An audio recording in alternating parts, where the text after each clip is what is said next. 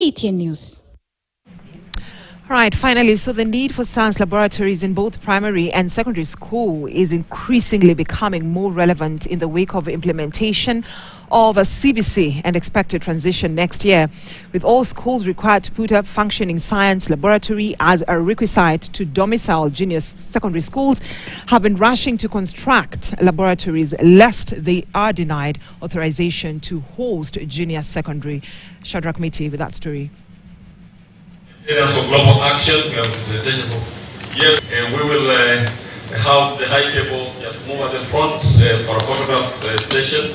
There's the UN Regional Center for Peace and Disarmament. The objective to intensify multilateral efforts, to extend our profound appreciation to the Office of the President, which of Uganda, Federal Republic of Somalia. Thank you, Djibouti. Biological weapons control does not feature on national, regional, or continental agendas, and is sometimes only briefly referred to in the UN Security Council 1540 reports. Number two, African countries are offered very few incentives to actively participate in the BWC.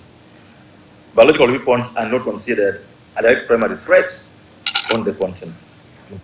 I hope that at the end you'll come up with recommendations that will be shared across the region for as many people as possible to be aware of what is likely to happen to them in future, where there are many people who are joking with the lives of human beings.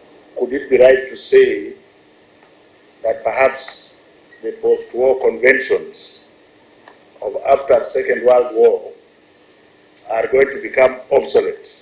What is the COVID-19 virus? And from our school books, it was not a natural virus. Why are you afraid of asking precisely where the COVID-19 virus came from?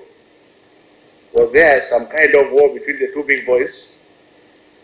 For example, and I'm not saying so, I'm just saying was there some kind of war between the two big boys, maybe the Chinese and the Americans, and something escaped before they were able to make it good enough so that it can be stored and be used whenever they want?